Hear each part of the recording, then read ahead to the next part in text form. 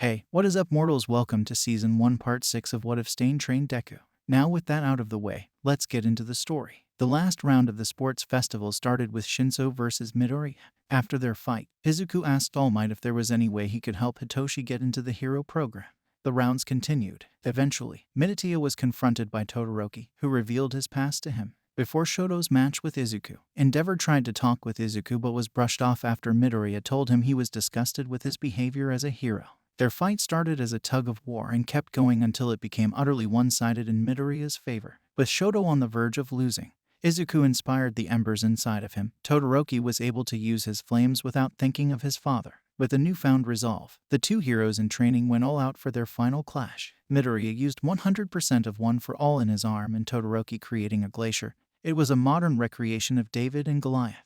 It all happened in an instant. Samantha set up walls to buffer the attacks of both students. Todoroki's fire erupted from his left side, and for the first time, without thinking, Midoriya pushed One for All throughout his body. The arena exploded from the impact of the two fighters and the drastic change in temperature. The steam created was immediately blown away towards Shoto before disappearing. Todoroki lay unconscious in a bed of his ice right outside the ring. Hunched over, his entire body shaking and his arm broken, Izuku stood on the edge of the arena. One for All still sparked over his whole body before he collapsed and fell into unconsciousness. The audience fell silent as the two contestants were taken to the infirmary. Midoriya woke up in an unfamiliar bed. Recovery Girl noticed immediately and told him what happened while scolding him for being so reckless. He replayed what happened in his head that ended up getting him there. He looked around for Todoroki and couldn't find him anywhere. Recovery Girl told him that Shoto's injuries weren't as bad as his, so he already woke up and left. After a minute or two longer, she kicked Izuku out, saying he was already healed and that if he was feeling fine, he should get out and prepare for his next match. He only had a few minutes to get ready for his fight before he and Ida were called out for their event.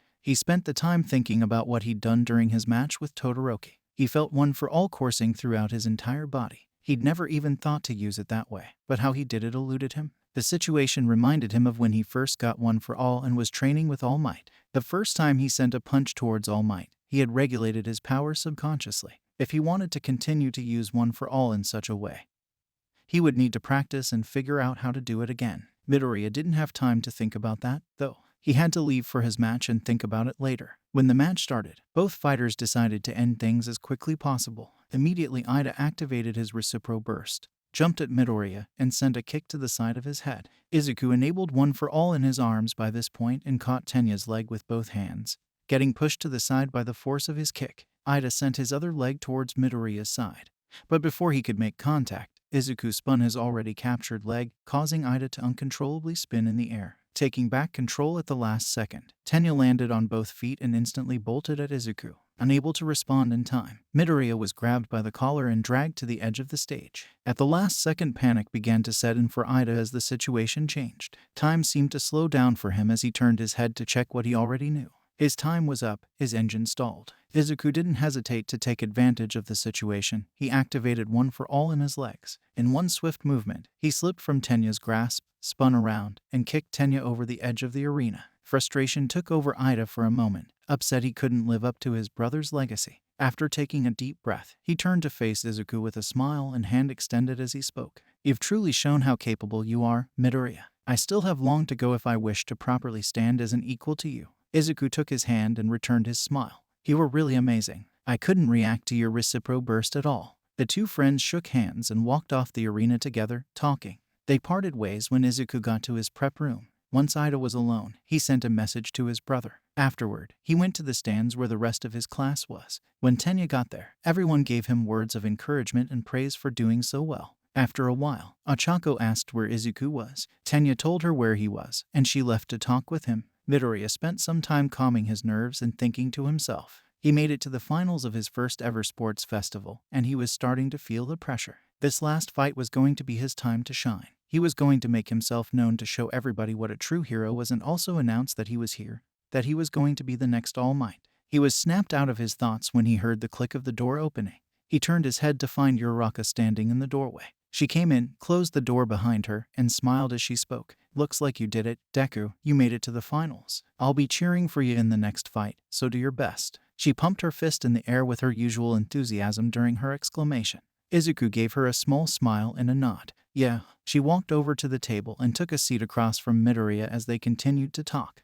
The next match is going on, you know. Takoyami's going up against Bakugo. Izuku shook his head no. I want to stay here for a while and get ready. I already have a lot of notes on both of them, so no matter who wins, I'll be ready. She vigorously nodded her head and gave him a thumbs up before she got up and left him to get ready for the finals. The match ended with Takoyami yielding to Bakugo. Dark Shadow didn't stand a chance once Katsuki found out its weakness to light. Midoriya wasn't surprised. Kaken was the full package when it came to fighting. What did surprise Izuku, however, was Katsuki walking into the wrong prep room. The two just stared at each other for a moment before he slammed the door shut and left for the correct place. Not long after the little incident, the two were called to the arena. Before we get back into the story, I would like to say that we've got a second channel called Anime Deep Dive. Anime Deep Dive goes over the hard facts of the anime presented. Now, in case you guys didn't know, we have a third channel called Anime Theory. Anime Theory mainly focuses on a large variety of mind-boggling anime theories. If you are interested in content like this, please go check the description below or click the eye icon in the top right corner. Now with that out of the way, let's get back into the story. When the match started, neither one of them moved from their spot. They just readied themselves. Bakugo took his stance with his palms open, and Midoriya charged one for all in his legs. After a few seconds of nothing happening, Present Mike yelled at them to do something. Neither boy made any indication that they heard him. After a few more agonizing seconds, Izuku was the first one to move. He rushed at Katsuki and was blasted back with a massive explosion before he could get close. By the time Midoriya was on his feet, Bakugo was already pursuing him, blasting himself forward. Izuku charged one for all in his arms, and as soon as Bakugo was close, he sent a right hook to his face, sending him sailing back and landed, skidding on his back. Bakugo got angry, more than angry. He was enthralled with rage. He'd seen the way Izuku used his power against Shoto, even if almost no one else had. Damn it, Deku. Stop looking down on me, you asshole. He rocketed himself from the ground and went feet first at Izuku. Midoriya dodged just in time and kicked at Katsuki's head. Bakugo ducked and tried blasting Midoriya's stomach, but he jumped out of range using one for all. He stared down Katsuki. What are you talking about? I haven't looked down on you once. No one has. The two fighters met at a stalemate in the middle of the arena, going blow for blow. Katsuki powered his hits with his explosions, and Izuku flowed one for all into his arms. After a while, Bakugo cupped his hands together and blasted Midoriya back with a massive explosion. He was able to block the brunt of the attack using one for all, but he was pushed back, still standing. Bakugo screamed at him as he let that explosion go. Don't lie to me. I saw what you did against that half-and-half bastard. Izuku put down his arm and looked Katsuki in the eyes with an expression as serious as he possibly could as soon as he stopped sliding back. I can't do that again. I don't know how right now. My body just moved without thinking. Bakugo's enraged frown got broader and more menacing as they conversed. Fine, then I'll force you to do it again. With as much strength as he could, he rocketed himself again and used a howitzer impact strong enough to break his wrists. Izuku didn't have time to think. He didn't have time to even act. When the attack hit him, he might as well have been a ragdoll. His body shot out of the smoke and into the wall of the stadium behind him. His body limply fell to the floor. After a moment, Bakugo stood from the floor, letting his arms go limp next to him now that his wrists were useless. He couldn't turn or bend them. He couldn't even make a fist after that last attack. When he looked up, his eyes widened at what he saw. He was pretty sure Midoriya was out cold, but he didn't care. He started shouting. He couldn't accept a win like this. Beating Deku meant nothing if he wasn't going all out. He kept bellowing and admonishing the unconscious boy. Izuku had to be carried to the infirmary the second time that day, and Katsuki had to be dragged away and healed in a separate room. The awards ceremony had to be held a bit later than anticipated so that Midoriya would be able to attend it. When the time finally came, Takoyami ended up getting third place due to Ida needing to leave for a family emergency. Bakugo was chained, cuffed, and muzzled so he wouldn't do anything to Izuku. All Might struggled to get the first place medal on him when the time came. Bakugo tried everything possible to not to accept it.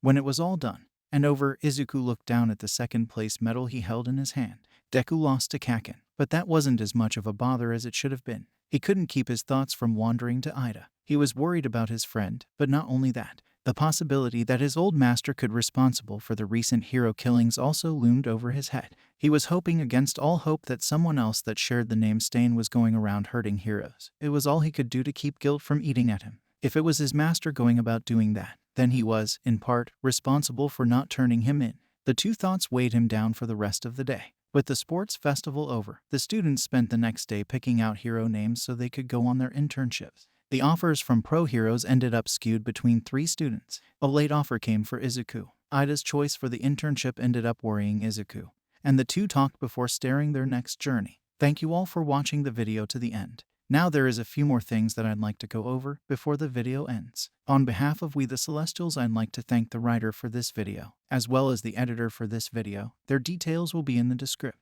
If you're a voice actor, editor, or writer, or you're interested in becoming one of those, go to the Discord that is in the description of this video and hit up the head of one of those areas. We're always looking for members to join us. That's it from us for today's video. So thank you all for watching, and don't forget to hit that subscribe button if you're interested, and hit that like button if you liked the video. Until next time, peace out mortals, have an amazing day.